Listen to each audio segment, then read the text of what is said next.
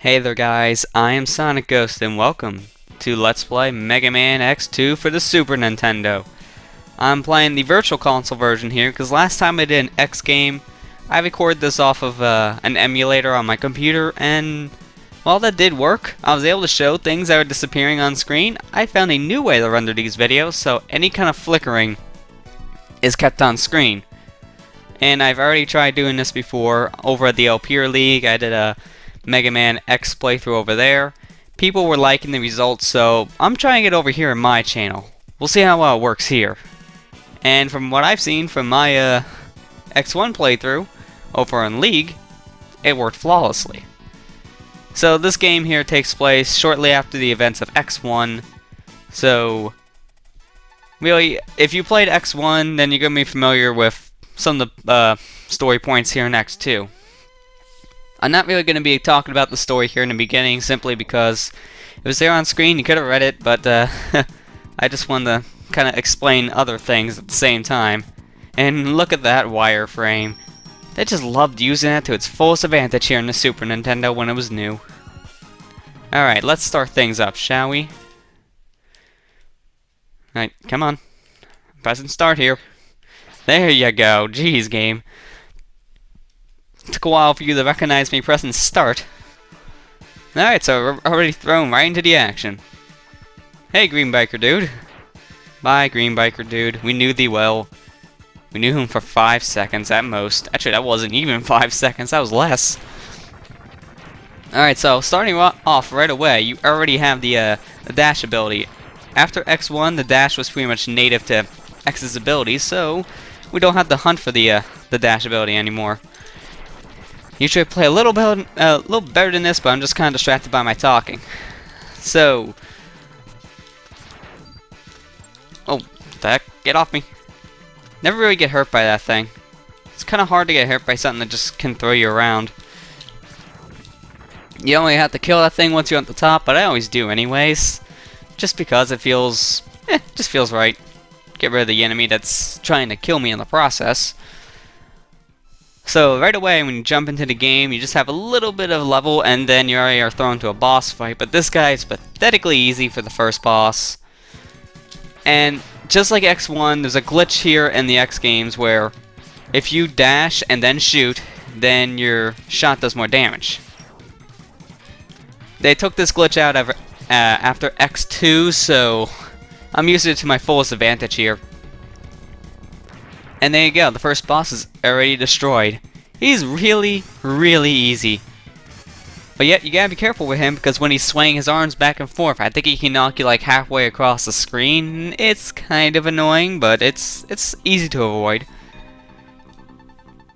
This is their leader. His name is Mega Man X. Those who underestimated him are now nothing but scrap. We won't make the same mistake. He is powerful, but he's blind to what is happening around him.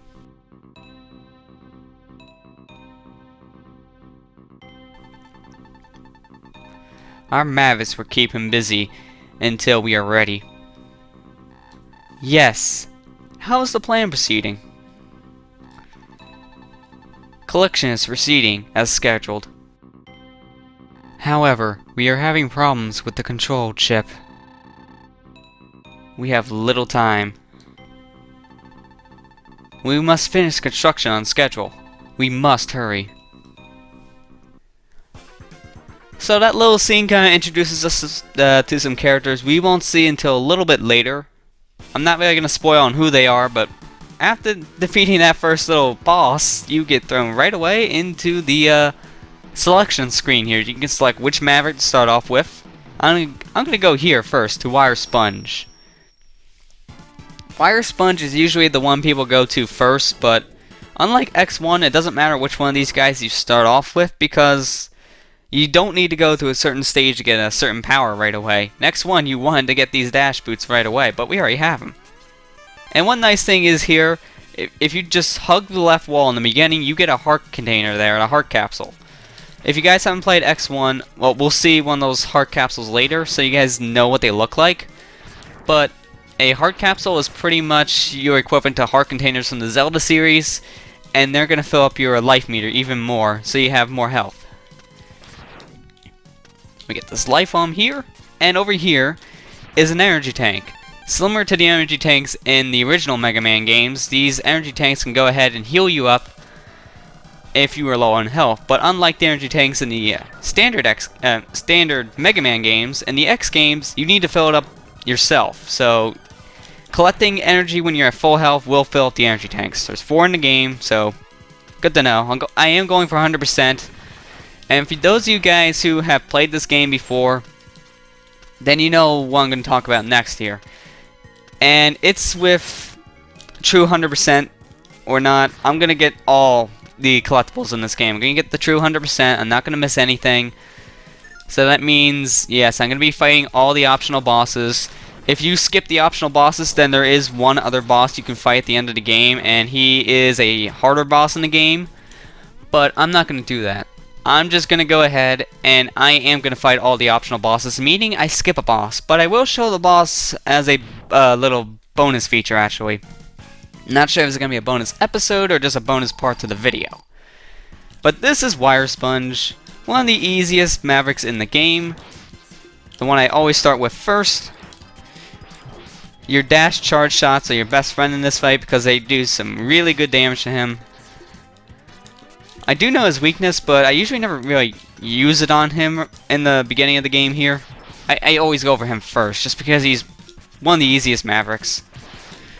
If you have a hard time with him, then you have the energy tank that you got from the level, so it's not that bad. That tree's almost dead, jeez. Am I going to kill him before he even gets to the second stage? Oh, nope, there you go. So on 1 bar of health, now he's doing this little trick.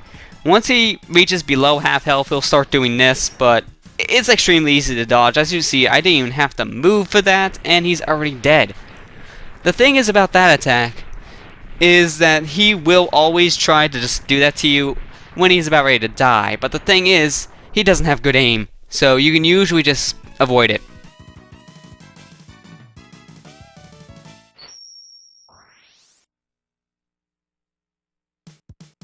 And defeating Wire Sponge gets us his weapon. It's the Strike Chain. Not really something I'm going to be using much at all there, but it is going to be helpful for sequence break. And also, sorry if you heard any little movement or something. I had to go plug in my laptop really quick, and I thought that was the perfect time to plug it in. So next up is Wheel Gator. And here, Wheel Gator is the real place you guys are going to notice the deflickering I'm doing, where I'm keeping every single last little flicker in. In most playthroughs you see of this game, if not all of them, you see Wheel Gator's stage almost completely still. Or if you see it like move around, very, very slightly. In this playthrough, I'm doing a deflickering kind of thing where I'm keeping all the flicker in. As you see, this stage is shaking constantly. So, because of that, it is a little hurtful on the eyes, but I'm keeping it in just because, well, I'm trying to do a deflicker on everything, so I'm trying to keep the game looking as original as it can be. So because of that, I'm going to have to deal with this. But right here, we're going to do a little bit of sequence breaking. You're supposed to come here with a later power to get this, but if you use the strike chain here, wall jump, and then grab that wall, you can go ahead and jump off the side of the wall here, like so. And doing so gets you a power from Dr. Light. Mega Man X. Enter the capsule. This enhancement will modify your X-Buster. With it, you will be able to charge energy in both arms at once. This enables you to shoot a double shot or to charge any weapon.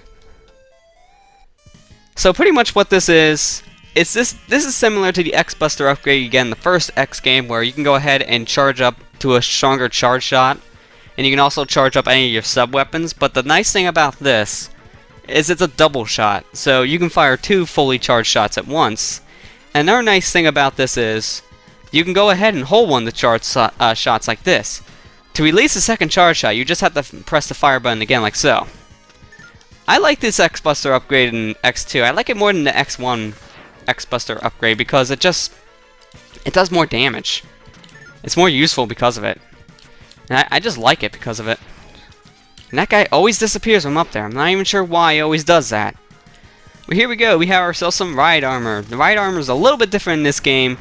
As you can see, we have little spikes on our hands. You can charge it up for an extra little dash punch, but I usually never use this because I could just dash and punch. And then it also has a little hover ability. It's not going to be that useful right now, but... Oh, I did not mean to do that. Oh well, no more ride armor for me. Yeah, I'm just going to take the hit and run. Don't care. Okay, so I'm going to do more sequence breaking. That's a heart capsule up there. That's what we got in the first stage, but I couldn't show it because it was behind an invisible wall. But as you see, we need another later upgrade to get up there. You know, like some way to fly in the air to get it. But there is a way to sequence break it. This enemy here, let him hit you. Come on, shoot your little things. Yeah, let him hit you as close as you can to the side. And then you can wall jump up the spikes. Problem is though, I kinda did a little... I screwed up on my wall jumping, that's what I'm trying to say. I jumped at the wrong point on the wall, so I have to try it again. Alright, come on, buddy. Yeah, right, just like so. You want to jump around the highest point on the spikes, and you'll make it no problem. So there we go, we have all the upgrades in this stage now, too. Very, very nice. It's actually pretty easy to get the upgrades here once you know how the sequence break, and if not, then you just have to come back a little bit later. It's not that big of a deal, but I always like to get these upgrades on my first shot. And this little ride, if you go all the way up, you're going to make it to a secret passage there. I won't really get to explain what those secret passages are until the next video, but it'll be useful to know once we get to that point. Hoping you guys aren't hearing my controller clicking too much in the background. I'm using the Classic Controller Pro for this. I was originally wanting to use my original Classic controller, you know, the one that's shaped like a Super Nintendo controller. But if I did, it'd be really loud in the mic. I was playing this game the other day as a little bit of practice, and, well, I was on a call with someone else, and they were able to hear my buttons clicking like crazy. So because of that, I need to use the Pro here instead. Alright, anything? Nope, he doesn't drop anything. That cheap enemy. Should have dropped at least something from me. But here we go, we have our next Maverick, which is Gator.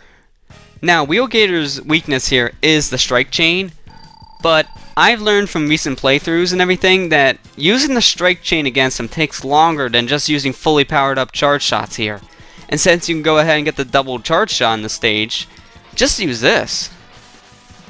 Because it does more damage, and not just that, but also the thing is when you hit him with the strike change, he's prone to go back into this little sludge area, or whatever this is.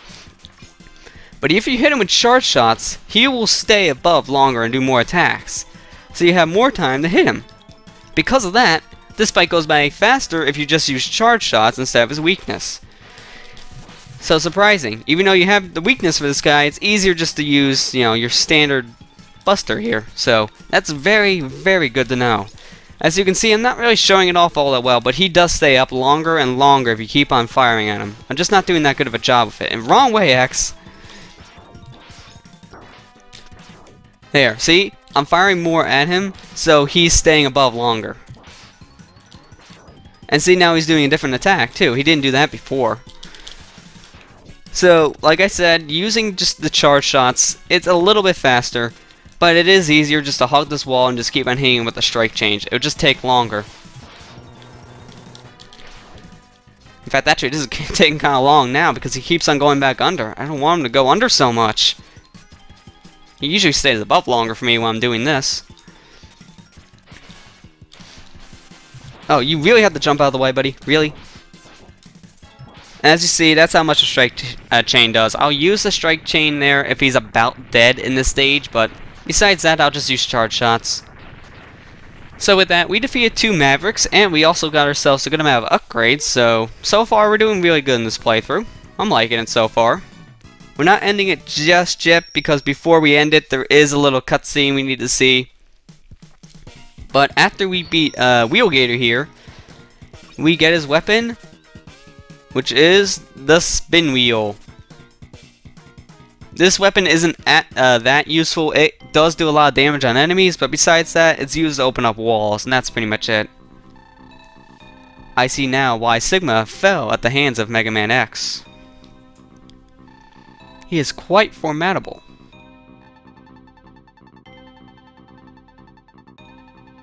I'm not sure if Mavericks can hold him long enough.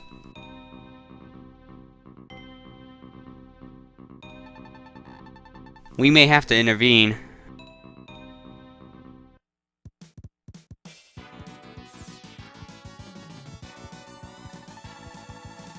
Dr. Kane, what happened?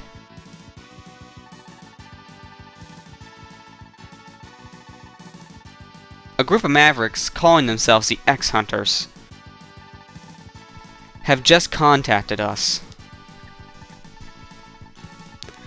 Greetings. We have all of Zero's parts. They can be yours if you can defeat us. We look forward to meeting you, X. X, Zero's control chip is still stored here.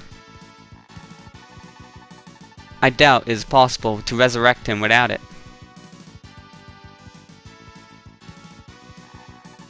Dr. Kane, I got to get Zero's parts back. At any cost. So after that little scene there, we have the X-Hunters now also to fight. Now the X-Hunters are these optional bosses I talked about earlier. You don't have to fight these guys to get 100% or beat the game, but for true 100%, I recommend you guys go after the X-Hunters. If you fight all the X-Hunters and beat them getting all the Zero parts, then you do miss on fighting a boss at the end of the game, but I will be showing what that boss is anyway. So, I'm going to end it here, guys. So, next time on Let's Play Mega Man X2, we're going to go to the Overdrive Ostrich stage and take on not only our first X-Hunter, but another Maverick. So I'll see you guys next time.